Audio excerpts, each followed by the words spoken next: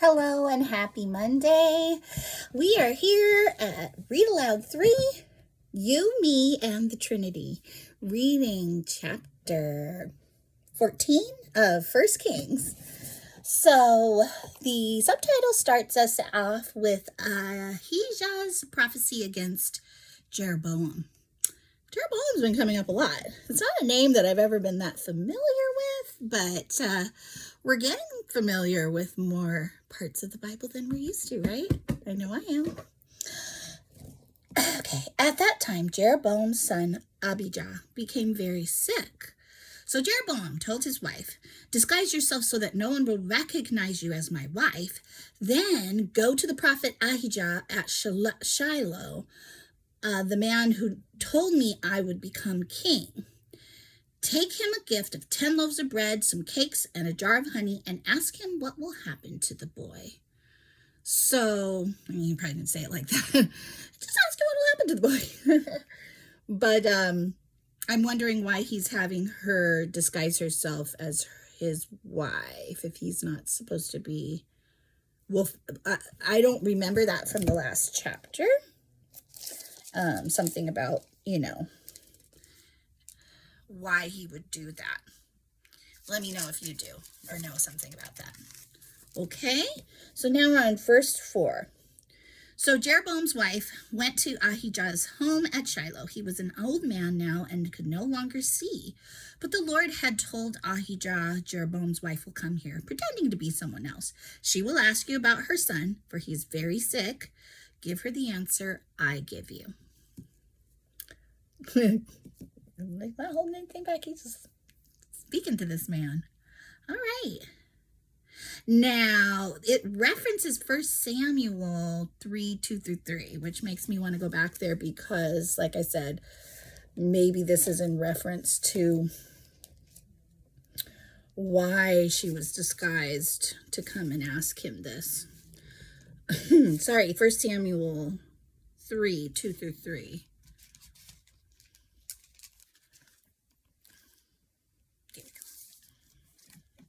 One night, Eli, who was almost blind by now, had gone to bed. The lamp of God had not yet gone out, and Samuel was sleeping in the tabernacle near the ark of God. I remember this part. Suddenly the Lord called out, "Samuel." "Yes," Samuel replied. "What is it?" He got up, ran to Eli. "Here I am. Did you call me?" And that was verses 2. Yeah, all the way through 5. So it was referencing that there. I'm not sure why. But it, this is how God speaks to his prophets, and I know that Eli was his prophet. It sounds that,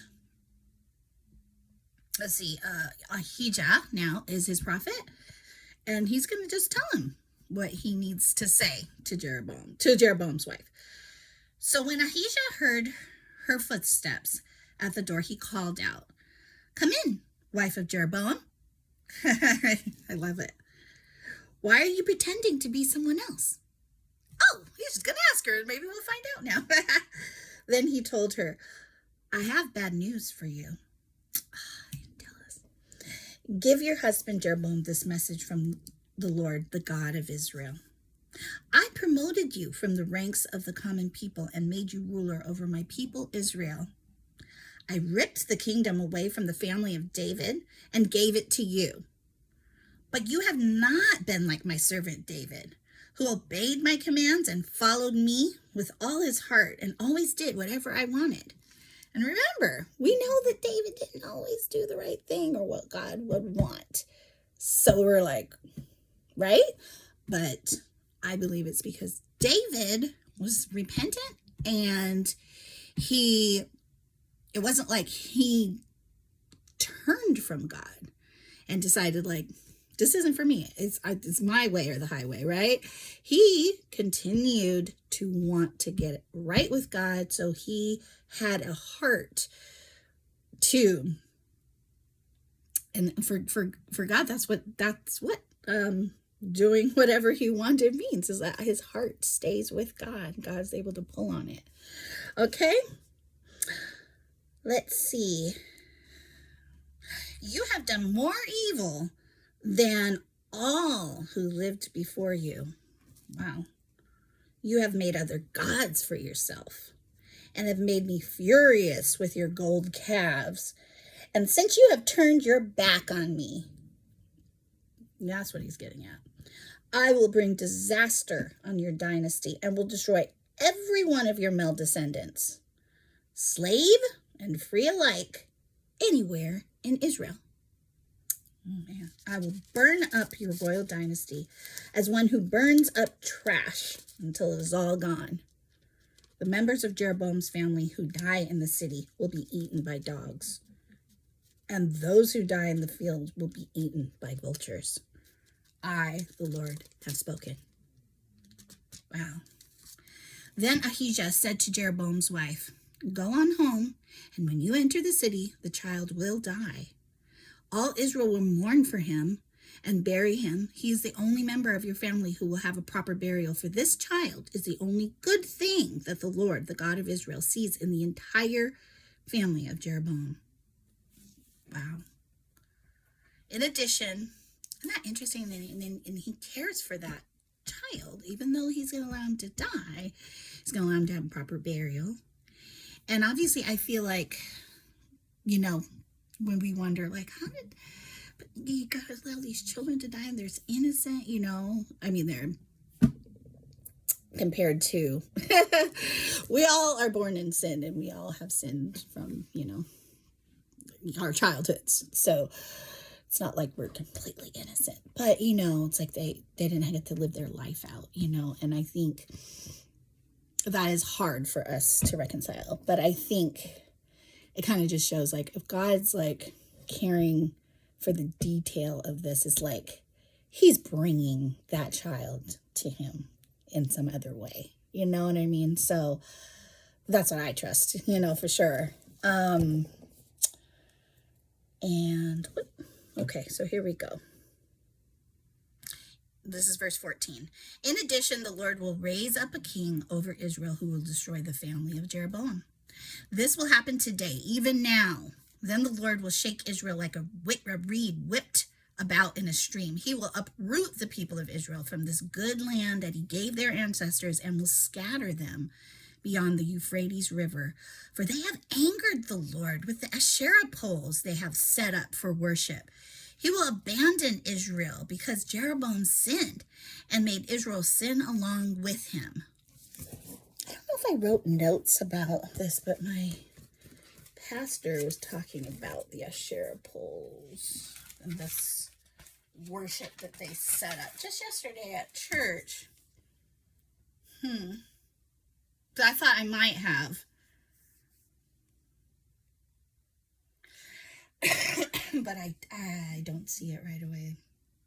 I was talking about Gideon and how he obeyed even though he was afraid. Yeah, that story. I mean, these Asherah poles lasted in the land for a long time. Remember, it would say, well, you'll see, it will say over and over, but the Asherah poles were still, this king or whoever allowed them to remain, right?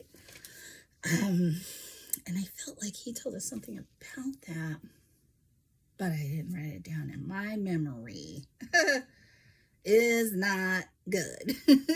But basically, he was talking about idols and how the I in idols are about self, and whatever the Asherah poles were standing for was obviously along those lines.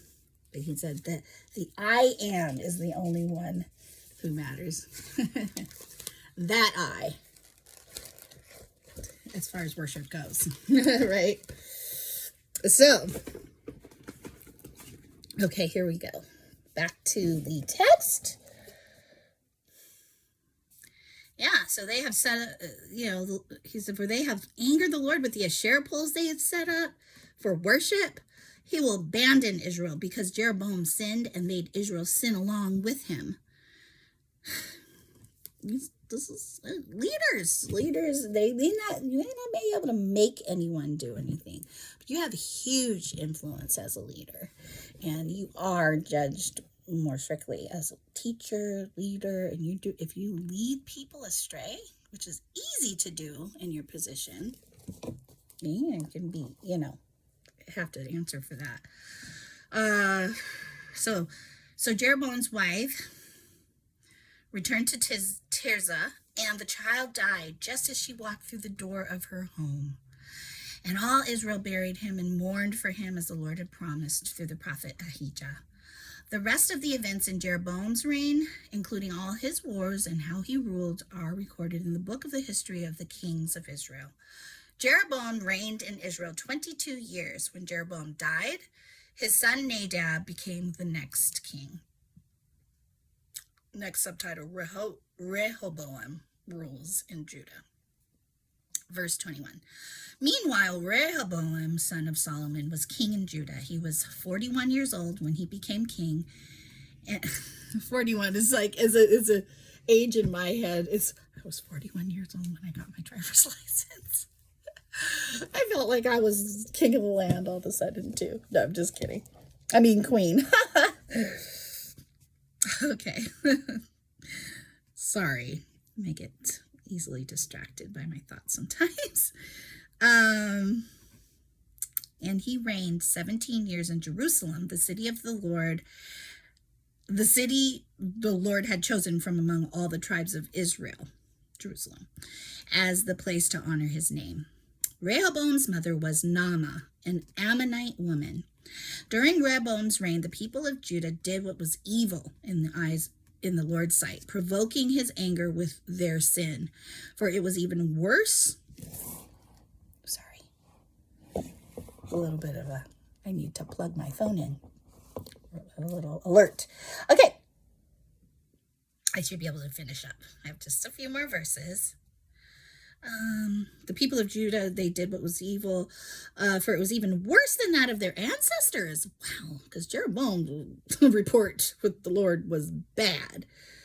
For they also built for themselves pagan shrines and set up sacred pillars and Asherah poles on every high hill and under every green tree. There were even male and female shrine prostitutes throughout the land. There's something my pastor brought out about that, but yeah, so we were talking some of the similar content. The people imitated the detestable practices of the pagan nations the Lord had driven from the land ahead of the Israelites.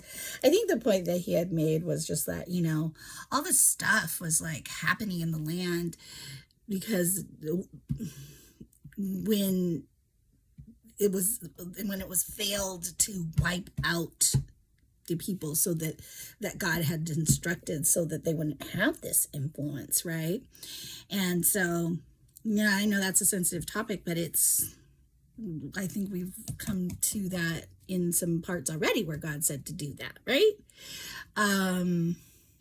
With Saul, particularly stands out to me, and he didn't. And so when that obedience doesn't take place, God knows what's down the line, kind of thing. Okay. So let's see. All right. So this is verse 25. In the 5th year of King Rehoboam's reign, King Shishak of Egypt came up and attacked Jerusalem. He ransacked the treasuries of the Lord's temple and the royal palace. He stole everything, including the gold shields Solomon had made. King Rehoboam later replaced them with bronze shields as substitutes, and he entrusted them to the care of the commanders of the guard who protected the entrance to the royal palace. Okay, verse 28. Whenever the king went to the temple of the Lord, the guards would also take the shields and then return them to the guard room. The rest of the events in Rehoboam's reign and everything he did are recorded in the book of the history of the kings of Judah. The other one was the kings of Israel. Now this is of Judah. There was constant war between Rehoboam and Jeroboam. Okay, when Rehoboam died, he was buried among his ancestors in the city of David. His mother was Naamah, an Ammonite woman. It repeats that. Then his son Abijam became the next king. I hope you're reading along to try to keep some of this straight, because I find my eyes glancing back like, okay, which king is this? Which place is this person king over? Which book is it written about? So it's a lot to keep track of. But it's worth it, right? It's so much in these Old Testament books that you wouldn't have imagined. You think, oh, it's just lists of names and, who begot who and all of that. But no, there's a lot more to be read and gleaned from the Old Testament books that we are in. And I am excited to continue with you. So I look forward to reading tomorrow. Have a wonderful Monday. And I will talk to you then.